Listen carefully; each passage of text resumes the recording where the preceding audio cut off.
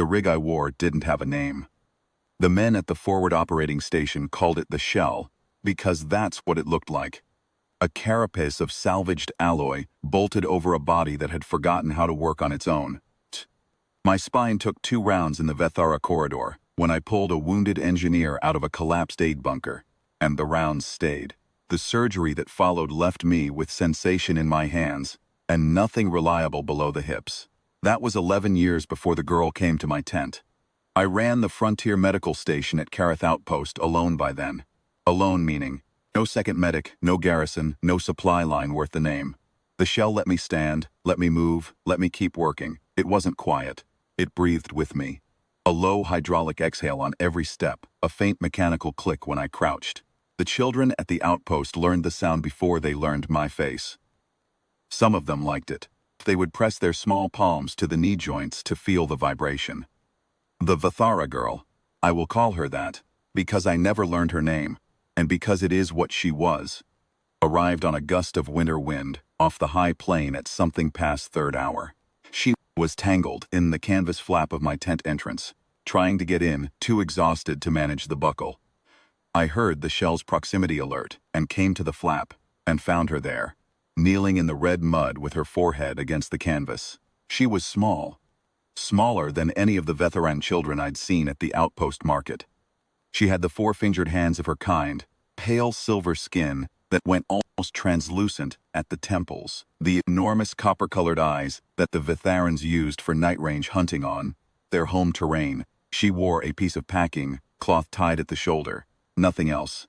The temperature at Kareth in the deep season will kill a grown man in 4 hours without shelter. I got her inside. I didn't ask questions, because she wouldn't have answered them. The Vetheran children who came to me unannounced were not children who had wandered off from families. I had learned that much in 3 years at Kareth. I put her near the heat coil and wrapped her in the emergency foil blanket from the kit on the 3rd shelf, and I watched her pupils contract in the warmth. Then I filled a tin cup with broth from the pot I kept running, for exactly this reason. The cup was dented on one side and engraved with a number I no longer remembered the meaning of. And I crouched down to her level, exhaling with me as I went down, and I held it out. She stared at the cup for a long time. Then she looked at me, then at the cup again. I held it still. My hands were steady. They always were. She took it. I spent the next hour doing what I was trained to do. I cataloged her condition without speaking it aloud.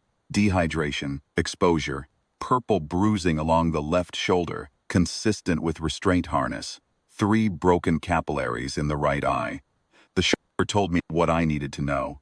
I had seen that bruise patterns before, on other small ones, on other cold nights. Trained harnesses of the transit configuration.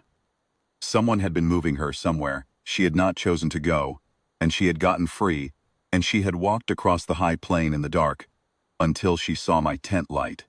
I treated the shoulder and did not speak about it. She slept near the heat coil, with the foil blanket pulled to her chin.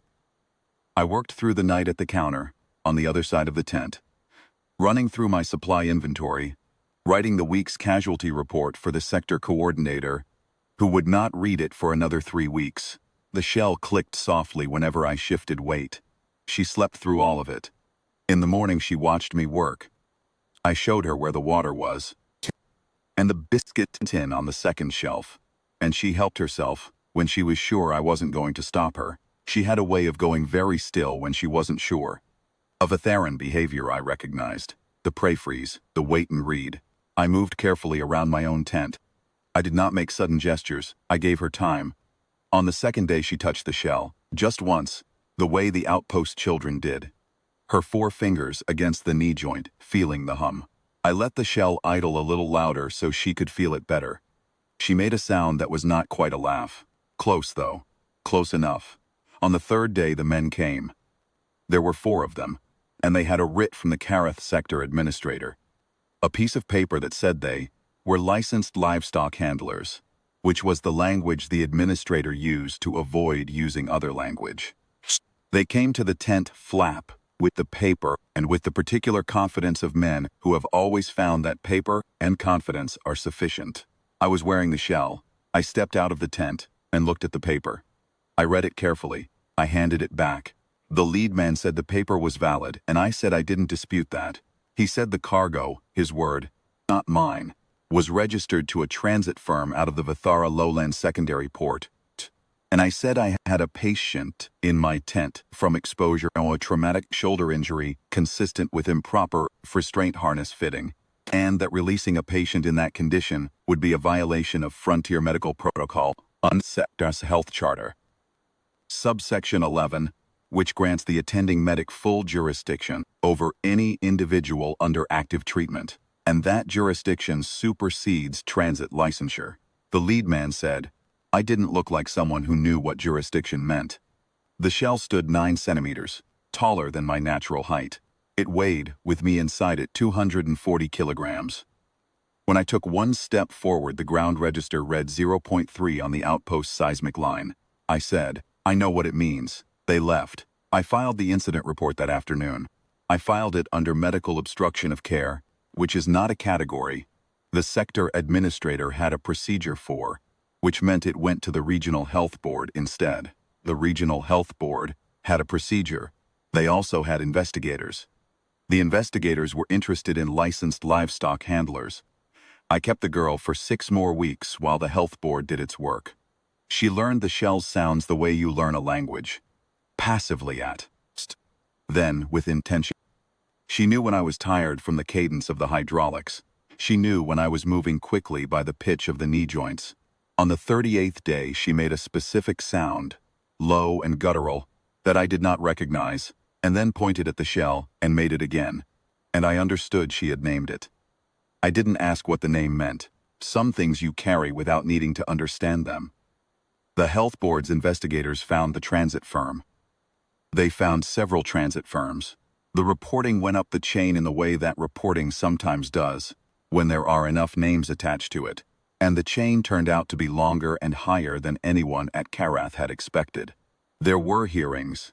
There were people in rooms I would never see, answering questions I would never hear. In the 9th week, a veteran diplomatic courier arrived at Karath Outpost. Not a representative. Courier, which is a specific rank in the veteran system, one that carries messages only from households above a certain standing. The message was for me. It was written in veteran script, which I cannot read, but the courier read it aloud in standard. It said that the child I had sheltered was known. It said that her family had believed her lost. It said that her family wished to receive her, wished to know what it owed the man who had kept her. I sent back, nothing. It owes nothing. I walked the girl to the courier's transport myself. The shell exhaled with every step. She held my hand. The 4-finger grip that veteran children use with adults they have decided to trust, thumb hooked over the back of the knuckles, fingers curled under the palm. She held it until we reached the ramp. At the ramp, she stopped. She made the same low guttural sound she had made on the 38th day, the name she had given the shell, and then she made a second sound, softer, that the courier told me later was the veteran word for the adult, who carries a child's weight when the child cannot. It does not translate directly. The courier said the closest standard word was shelter, but that was not quite right either. He said in veteran it was something more specific, the weight bearer, the one who makes their body between the small one and the harm. I watched the transport go. I went back to the tent. I filed the week's casualty report. The heat coil ran. The shell breathed. 7 years later, when the veteran fleet came through the Karath corridor on a peacekeeping rotation, the wing commander requested a specific berth assignment, dockside, adjacent to the Frontier Medical Station. I was told this was irregular. I was told the request had come from the fleet's commanding officer directly, and that the commanding officer had declined to explain the reason. I walked to the dock when the ship came in. I knew her before the ramp came down. I knew the way she stood at the top of it. That veteran stillness, the wait and read, the pray freeze turned into something else now. Into patience, into sureness. She was tall, copper eyes. 4 fingers on the hand she raised in the veteran formal salute, reserved for those above your rank, or those to whom a debt is owed. The shell exhaled. I raised my hand back. That was all that needed saying, and we both knew it.